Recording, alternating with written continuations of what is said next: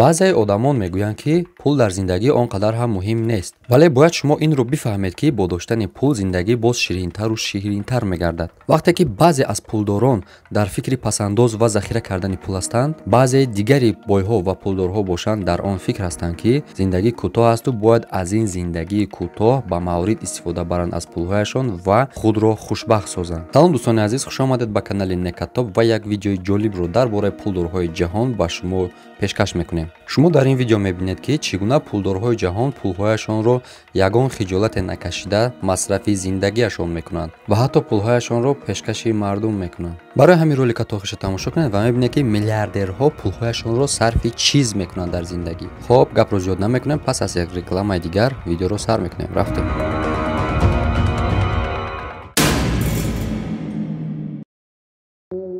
ин ролик бо ёрии AdinXBet сохта шуд.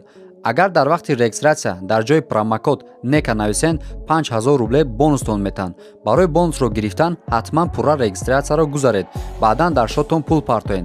баъди ин автоматически бонус дар шотон мегзарад. силкаш дар описания. ин мардеро ки ҳозир мебинед Баҳодур ном дорад. ин мард миллиардери туркӣ мебошад ва ширкаташ дар Нью-Йорк ҷойгир шудааст, яъне ӯ дар хориҷа кор мекунад. ин мард яке аз ҳамон пулдорҳое ҳаст ки пулҳояшро шарм накарда мисол дар Инстаграм мавриди диди дигарон мегузорад. ӯ чӣ гуна зиндагии ширину гуворо дорад, ҳамаи инро аксбардорӣ карда дар Инстаграми худ мемонад. Амир аллакай дар синни 25 солагӣ состоянии компанияш ба $500 миллион мерасад. дар гаражи Амир Баҳодур қиматтарин мошинҳо ҷойгир шудааст ва ҳамчунин ӯ дӯстдори суратҳои қиматбаҳост.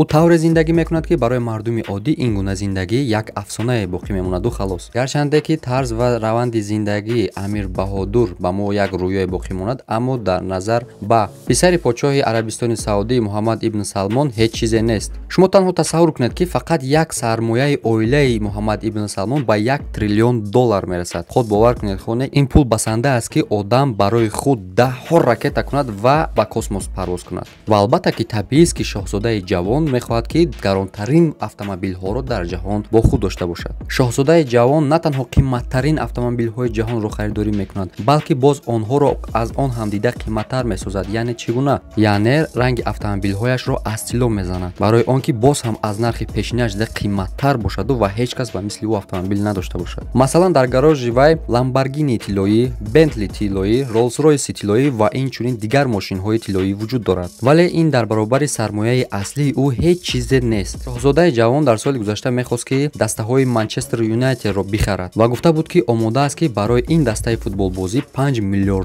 бипардозад. дар ҳақиқат ҳам барои хариди дастаҳои машҳури ҷаҳон, яъне дастаҳои футболбозӣ дар хариҷи форс миёни давлатҳо рақобат ҳис карда мешавад. мисол ба монанди Арабистони Саудӣ, давлати Қатар ва Иёлоти Муттаҳидаи Араб низ мехоҳанд ки дастаҳои машҳури дигари футболбозии ҷаҳонро низ харидорӣ кунанд ва шоҳзодаи ҷавон наметавонад ки аз ин нигоҳ дида аз дигар шайхони араб ақиб бимонад.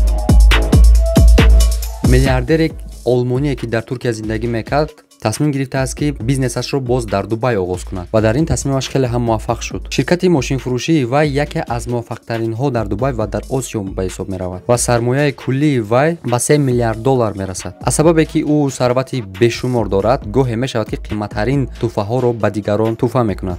масалан вай дар рӯзи зодрӯзи як модели амрикоӣ ки бо номи Кендал машҳур аст, ба ӯ як тӯҳфаи қиматбаҳо тақдим мекунад. бале ин мошини қиматбаҳои Rolls-Royce мебошад ки ҳамин хел гирифту ба ӯ тӯҳфа кард. одатан ҳеҷ кас аз ин кори ӯ ҳайрон нашуд, чунки аз хариди ин гуна тӯҳфаҳои гаронқиммат сарвати ӯ кам намешавад. як чизро бояд қайд кунем ки миёни ин бизнесмен ва модели амрикоӣ ягон робитаи ошиқонае вуҷуд надошт. гуфта мешавад ки ӯ танҳо дӯсти модари ин модел буд ва ҳамин дӯстии бо модараш сабаб мешавад ки ин гуна тӯҳфаи гаронбаҳоро ба духтараш тақдим кунад.